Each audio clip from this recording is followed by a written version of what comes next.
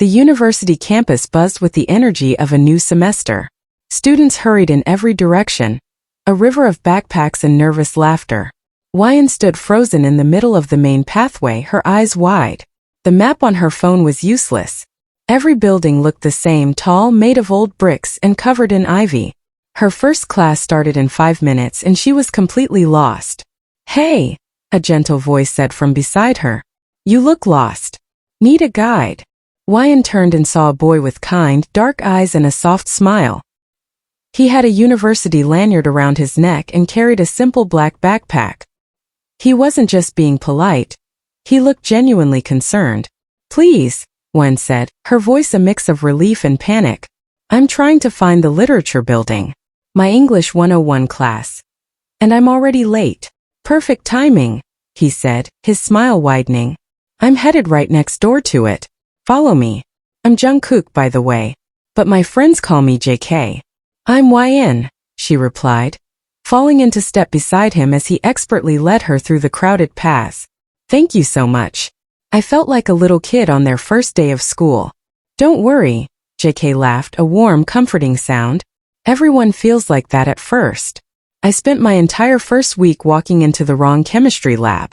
His easy confession made Wyan relax. By the time they arrived at the tall, wooden doors of her classroom, her panic had faded. "Here you are," he said. "Made it with 1 minute to spare." "You're a lifesaver, JK," Wyan said, smiling back at him for the first time. "Any time," he shrugged. "See you around, Wyan." As it turned out, see you around happened almost every day. Wyan discovered that JK was in the same year as her, and their schedules overlapped. What started as a chance meeting quickly became a daily routine. They would meet at the same coffee cart every Tuesday and Thursday morning before their 9 a.m. lectures.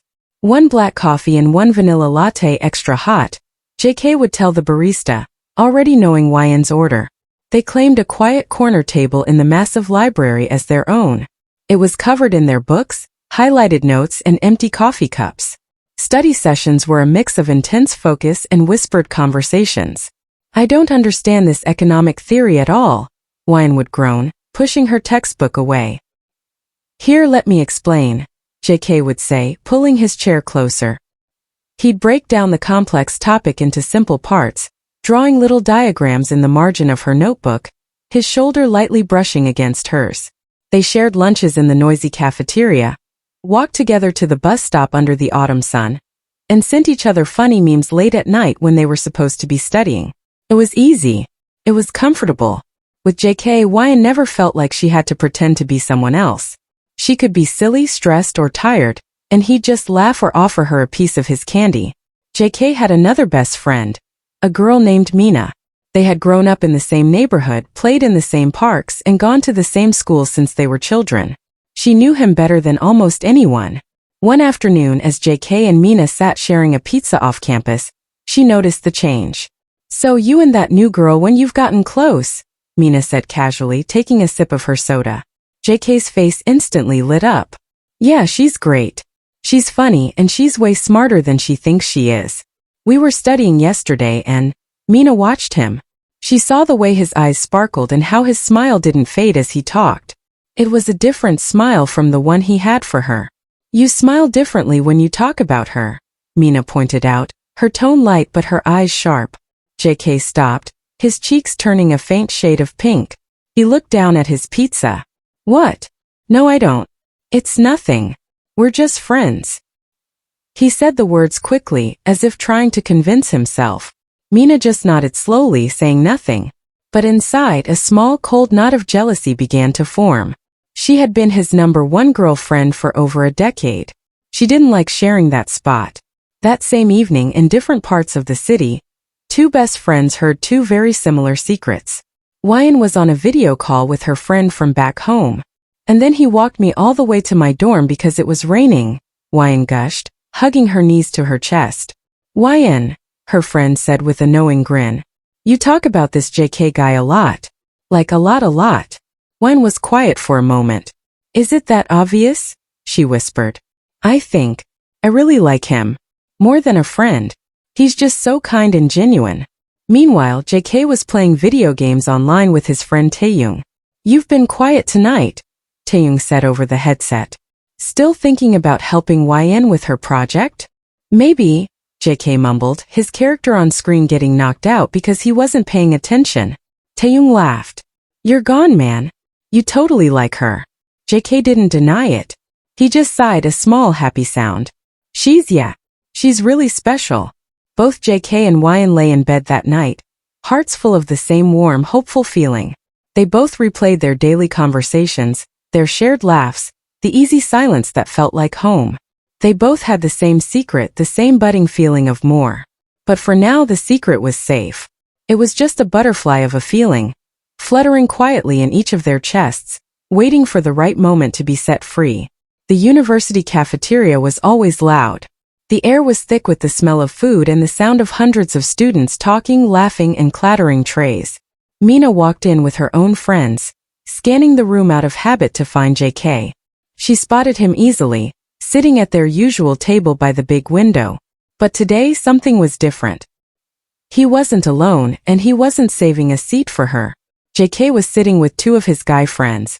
But on the bench right next to him, he had carefully placed his black jacket and his backpack, clearly holding the spot.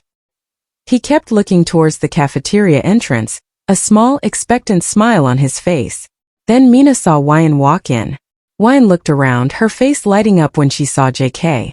She waved and walked straight over to their table. JK's smile grew wide and bright. He immediately moved his jacket and backpack, making space for her. Sorry I'm late. The line at the print shop was crazy, YN said, sliding onto the bench beside him. No problem, JK said, pushing a bottle of her favorite iced tea towards her. I got this for you just in case. Mina watched from across the room. She felt a sharp sting in her chest. That was their table. He used to save her a seat. He used to get her a drink without asking. Now his attention, his simple, thoughtful kindness was all for YN. She saw how he leaned in to listen to YN talk, how he laughed at something she said. His whole body turned toward her like she was the only person in the noisy room. The cold knot of jealousy from before tightened into a hard, heavy ball in Mina's stomach. She couldn't watch anymore and turned away, a plan starting to form in her mind. Mina found her chance a few days later. She asked JK to meet her at their favorite quiet spot on campus, a bench under an old oak tree. He came looking a little distracted, checking his phone. You wanted to talk? JK asked, putting his phone away. Yeah, Mina began, making her voice sound soft and concerned. I've been noticing things. With you and YN. JK perked up immediately. What things? It's just. I'm worried about you, JK, she said, sighing. You're always there for her. You get her coffee, you save her seats, you text her back instantly. You're like super available. So? She's my friend. That's what friends do, JK said, his brows furrowing in confusion. But that's the problem, Mina said, leaning closer. Girls like YN. They're used to getting attention. When a guy is too nice, too easy, they get bored. They see it as weakness. They play games. JK shook his head, his loyal heart refusing to believe it. But she's not like that. YN doesn't play games. Trust me, Mina insisted, putting a hand on his arm. Her voice was full of false confidence. I'm a girl. I know how girls think. You need to play hard to get. Make her wonder. Make her miss you. Stop being so available all the time. What does that even mean? JK asked, his voice low and unsure. It means don't text back right away. Don't wait for her after class. Be busy. If she's really interested, she'll notice you're pulling away, and she'll come running to get your attention back. It always works. JK looked down at his hands. He trusted Mina. She had been his friend forever. She knew about relationships, didn't she? Maybe he was being too obvious. Maybe he was scaring YN away by being too clingy. A small, worried part of him started to believe the lie. The next morning, JK saw a text from YN light up his phone. YN, 8:15 a.m. Good morning. Running late, but I'll meet you at the coffee cart in 10? He remembered Mina's words. Don't text back right away. He put his phone in his pocket and didn't reply. Felt wrong. When he saw YN hurrying to the coffee cart later, he quickly turned and walked a different way to class, his heart pounding. He didn't save her a seat in their shared lecture. He saw her looking for him, her face falling when she couldn't find him. He pretended to be deeply focused on his notes. He stopped asking her to study. When she texted him a funny meme in the evening, he waited hours before sending back a simple, cold, haha. Every time he ignored her, every time he walked away, it felt like he was breaking something precious. He missed her laugh. He missed their easy talks. But the poisonous seed of doubt Mina had planted was growing. Maybe this is what I have to do, he thought sadly. Maybe this is how I get her to like me back. For Wyan, the change was sudden and painful. It was like the sun had gone behind a cloud and refused to come back out. One day JK was her warm, constant friend. The next he was a ghost, distant, cold and busy. Her good morning texts were met with silence. Her invites to study were met with a quick, can't, busy. He was always looking at his phone but never replying to her. She sat alone at their library table, the empty chair beside her feeling huge and loud. Did she say something wrong? Did she joke too much? Was she annoying? One night, feeling lonely and confused, she called her friend from home. I don't understand, Wyan said, her voice shaky. It's like a switch flipped. He doesn't look at me. He doesn't talk to me. He doesn't even text me back. A tear slipped down her cheek. Did I do something wrong? Was it something I said? Her friend tried to comfort her. Maybe he's just stressed with midterms? But Wyan knew it was more than that. This was a deliberate distance. The comfortable world she and JK had built together was crumbling, and she was left standing in the cold with no idea why. The happy butterfly feeling in her chest was gone, replaced by a heavy, aching confusion. She missed her best friend terribly, and she had no idea how to get him back. The loneliness had become too heavy to carry. A full week had passed since JK started acting strange, and Wyan felt the silence between them like a physical wall. She missed their laughter, their study breaks, the way he'd always listen. This cold distance was worse than any clear rejection. At least a no would be an answer. This was just nothing. Walking through a mostly empty hallway after her last class, Wyan felt a surge of courage, or maybe desperation. Her best friend from her dorm, Leah, was walking with her. I can't take it anymore, Wyan said suddenly, her voice echoing softly in the quiet corridor.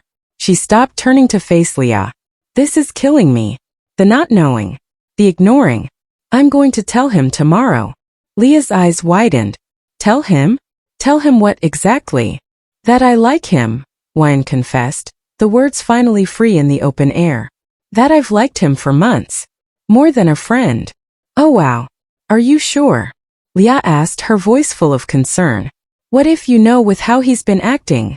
That's exactly why, Wyan said, her determination growing. If he rejects me, fine. At least I'll know. At least I can stop hoping and start moving on. But I have to say it. I need him to hear it from me. She took a deep breath, picturing JK's face. I'm going to ask him to meet me on the rooftop tomorrow after classes. That's our spot. Well, it was our spot. I'll tell him there. Leah squeezed her hand. Okay, if you're sure. I'll be right here for you no matter what happens. What Wyan didn't see was the shadow a few lockers down. Mina had been putting away a textbook when she heard Wyan's voice. She'd paused, hidden, and listened to every single word. A cruel, triumphant smile spread across Mina's face as she listened. So, the little new girl was going to confess? This was her chance. This was the perfect opportunity to break them apart for good. She couldn't let JK hear that real, honest confession. She had to twist it. Mina's mind worked quickly. A prank. Yes. JK was sensitive and hated being made a fool of, especially about serious things. If she could make him believe Wyan's feelings were a cruel joke, he'd be devastated. He'd shut Wyan out forever. And he'd run right back to his oldest friend for comfort, to her. The plan formed instantly. It was mean, it was a lie, but in her jealous heart it felt necessary. She waited until Wyan and Leah walked away. Then she hurried off in the opposite direction, her heart pounding with malicious excitement. Mina found JK at the campus gym, shooting baskets by himself. He looked tired and unhappy, which suited her plan perfectly. JK! She called out, running up to him, making her breath sound short and panicked. JK, I need to talk to you. It's important. He caught the ball, concern wiping the sadness from his face. Mina? What's wrong? It's about YN, she said, putting on her best acting face, wide worried eyes, a trembling voice. I just overheard her. In the east hallway. She was talking to her friend. JK, she's planning to prank you. A really mean one. JK froze, the basketball falling from his hands and bouncing away. A prank? What are you talking about? She's going to ask you to meet her tomorrow. She's going to fake a confession. Pretend she likes you. Mina said, layering her voice with fake sympathy. She's betting with her friends that she can make you believe her, and then laugh at you. She called it a proposal prank. I heard her say it. The color drained from JK's face. His heart, which had been aching for YN for weeks, felt like it was cracking into pieces. All the coldness he'd shown her, the distance he'd created because of Mina's earlier advice. Had it all been for nothing? Was she really that cruel? Was everything between them just a game to her? A prank, he whispered, his voice hoarse. Why? Why would she do that? Mina placed a comforting hand on his arm, hiding her smirk. Some girls are just like that. They like the attention. They think it's funny. I told you she was playing games. I'm so sorry, JK. I just had to warn you. JK nodded slowly, a numb coldness spreading through his chest, replacing the hurt. It was the only thing that made sense. Why else would she suddenly confess after ignoring him? It had to be a trick. The next afternoon, the rooftop was windy. It was the place where they'd come to eat lunch, share dreams, and look at the city view. Now it just felt lonely. YN's hands were clammy. She saw JK walk through the door, his hands in his pockets, his expression unreadable. This was it. Hi, she said, her voice small against the wind. Hey, he replied flatly. He didn't come closer. She took a shaky breath, gathering all her courage. JK, I asked you to meet me because I need to tell you something. I've been wanting to say this for so long. She looked into his eyes, searching for her friend, but she only saw a cold wall. I really like you. More than a friend. I have for a long time. There. It was out.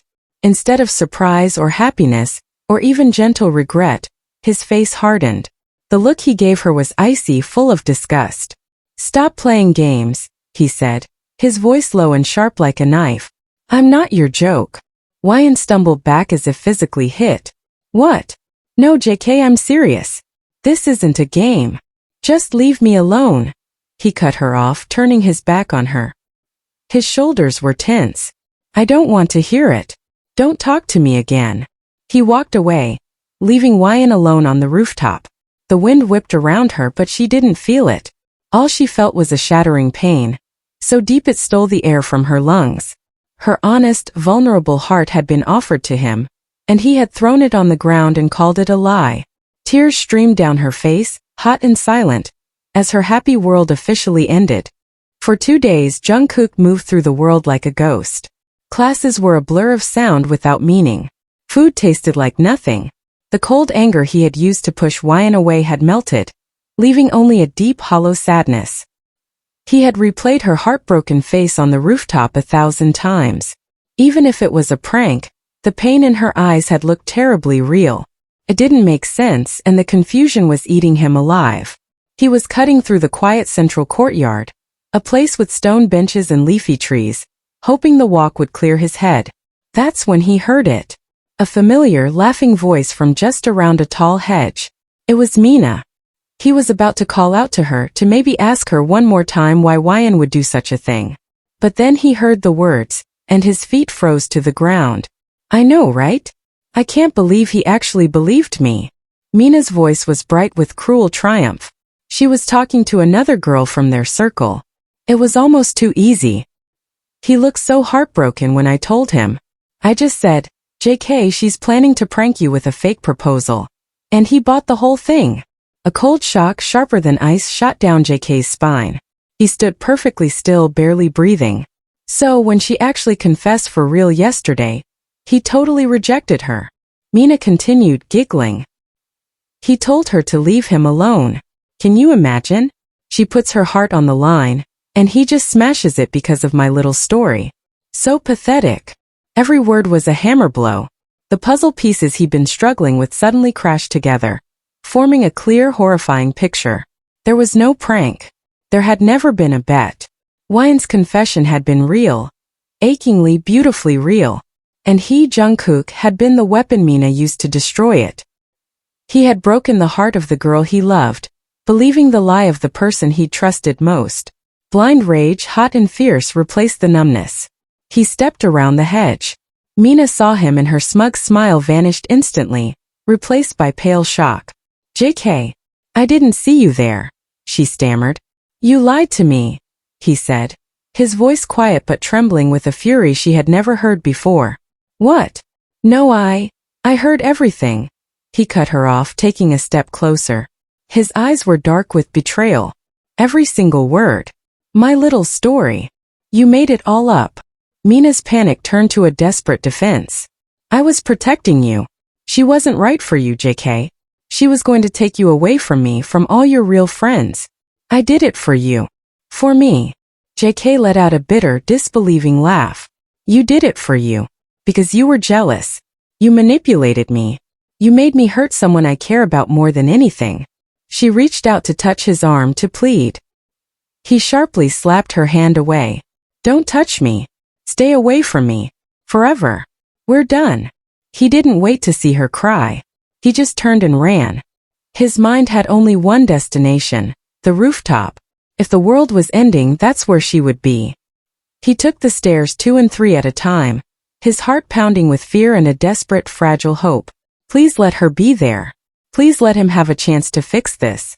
He burst through the heavy door, the wind hitting him immediately. And there she was, sitting in their usual corner, her knees pulled to her chest, her face turned towards the distant city. Even from the back, he could see the sadness in the slope of her shoulders. She was crying quietly. The sight broke what was left of his heart. "Wyan!" She flinched, turning slowly. Her eyes were red and swollen, full of fresh pain at the sight of him. She quickly wiped her cheeks, trying to build a wall. He stumbled toward her, out of breath, not from the run but from the weight of his regret. "Wyan, I'm so sorry. I am so sorry." She just stared, confused and guarded. "Mina lied." He rushed out, the words tumbling over each other. "I just heard her bragging about it. She told me your confession was a prank, a bet with your friends. She made the whole thing up." Wyan's eyes widened in stunned disbelief. The confusion cleared, replaced by a dawning understanding of the true tragedy. You believed her," she whispered, her voice cracking. "I was an idiot," he said, his own eyes filling with tears. He fell to his knees in front of her, not caring about anything but her face. "The biggest idiot in the world. I listened to her because I was scared and confused, and I hurt you. And I have liked you. I have loved you since the day I saw you, lost on your first day of university. You are the most real thing that has ever happened to me." For a moment there was only the sound of the wind. Wyan looked at him, at the raw honesty in his tear-filled eyes, at the pain that mirrored her own. The wall around her heart crumbled. "You broke my heart," she said softly, a final tear tracing her cheek. "I know," he choked out. "And I will spend every day trying to put it back together if you let me. Can you ever forgive me?" She reached out, her fingers gently wiping away a tear that escaped down his cheek.